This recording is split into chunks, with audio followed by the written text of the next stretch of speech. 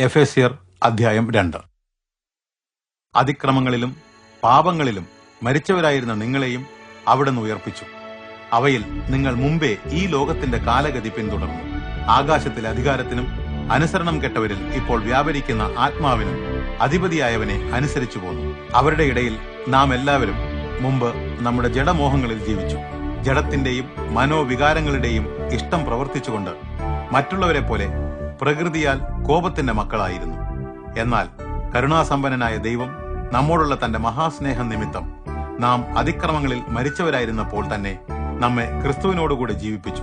നിങ്ങൾ രക്ഷിക്കപ്പെട്ടിരിക്കുന്നത് കൃപയാലത്രേ. ക്രിസ്തു യേശുവിൽ നമ്മോടുള്ള ദയാവായ്പിൽ തന്റെ അതുല്യ കൃപാധനം വരും കാലങ്ങളിൽ വെളിപ്പെടുത്തേണ്ടതിന് ദൈവം അവിടുത്തോടുകൂടെ നമ്മെയും ഉയർത്തി സ്വർഗത്തിൽ തന്നോടൊപ്പം ക്രിസ്തു യേശുവിൽ ഇരുത്തിയിരിക്കുന്നു. കൃപയാലത്രേ നിങ്ങൾ വിശ്വാസം മൂലം രക്ഷിക്കപ്പെട്ടിരിക്കുന്നത്. അതിനും നിങ്ങളല്ല കാരണം, ദൈവത്തിന്റെ ദാനമത്രേ. ആരും അഹങ്കരിക്കാതിരിപ്പാൻ അത് പ്രവൃത്തികളാൽ ലഭിച്ചതുമല്ല. നാം സൽപ്രവൃത്തികൾക്കായി ക്രിസ്തു യേശുവിൽ സൃഷ്ടിക്കപ്പെട്ട ദൈവത്തിന്റെ കൈപ്പണിയാണ്. നാം അവ ചെയ്യേണ്ടതിന് ദൈവം അവയെ മുൻകൂട്ടി ഒരുക്കിയിരിക്കുന്നു. ആകയാൽ മുമ്പേ നിങ്ങൾ ജന്മന വിജാതീയർ ആയിരുന്നുവെന്ന് ഓർത്തുകൊള്ളുവിൻ. അപ്പോൾ നിങ്ങൾ മനുഷ്യകരങ്ങളാൽ ജഡത്തിൽ പരിച്ഛേദനമേൽക്കുകയും പരിച്ഛേദനക്കാർ എന്നറിയപ്പെട്ടിരുന്നവരാൽ അഗ്രചർമ്മികളെന്ന് വിളിക്കപ്പെടുകയും ചെയ്തിരുന്നു. ആ കാലത്ത് നിങ്ങൾ ക്രിസ്തുവിൽ നിന്ന് അകന്നു കഴിഞ്ഞിരുന്നവരും ഇസ്രായേൽ പൗരത്വത്തോട് ബന്ധമില്ലാത്തവരും വാഗ്ദാന വ്യവസ്ഥകൾക്ക് അന്യരും പ്രത്യാശയില്ലാത്തവരും ലോകത്തിൽ ദൈവമില്ലാത്തവരും ആയിരുന്നു എന്നും ഓർത്തുകൊള്ളുവിൻ. എന്നാൽ മുമ്പേ ദൂരസ്ഥരായിരുന്ന നിങ്ങൾ ഇപ്പോൾ ക്രിസ്തുവിന്റെ രക്തത്താൽ ക്രിസ്തു യേശുവിൽ സമീപസ്ഥരായി തീർന്നിരിക്കുന്നു. അവിടുന്ന് തന്നെ നമ്മുടെ സമാധാനം.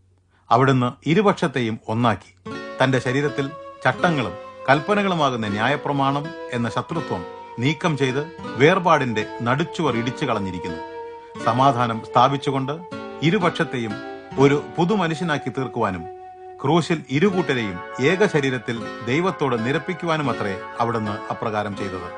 അവിടുന്ന് വന്ന് ദൂരസ്ഥരായ നിങ്ങളോടും സമീപസ്ഥരായ ഞങ്ങളോടും സമാധാനം അറിയിച്ചു. ക്രിസ്തു മുഖാന്തരം നമുക്ക് ഇരുകൂട്ടർക്കും ഒരേ ആത്മാവിൽ പിതാവിങ്കലേക്ക് പ്രവേശനമുണ്ട്. അതിനാൽ നിങ്ങൾ ഇനിമേൽ അന്യരും പരദേശികളുമല്ല, വിശുദ്ധരുടെ സഹപൗരരും ദൈവഭവനത്തിലെ അംഗങ്ങളുമാണ്. ക്രിസ്തു യേശു തന്നെ മൂലക്കല്ലായിരിക്കെ നിങ്ങളെ അപ്പോസ്തലന്മാരും പ്രവാചകന്മാരും എന്ന അടിസ്ഥാനത്തിന്മേൽ പണിതിരിക്കുന്നു. ക്രിസ്തുവിൽ കെട്ടിടം ഒന്നാകെ നന്നായി ചേർന്ന് കർത്താവിൽ വിശുദ്ധ മന്ദിരമായി വളരുന്നു. ക്രിസ്തുവിൽ നിങ്ങളെയും ദൈവത്തിന്റെ നിവാസമാകേണ്ടതിന് ആത്മാവിനാൽ ഒന്നായി പണിതു വരുന്നു.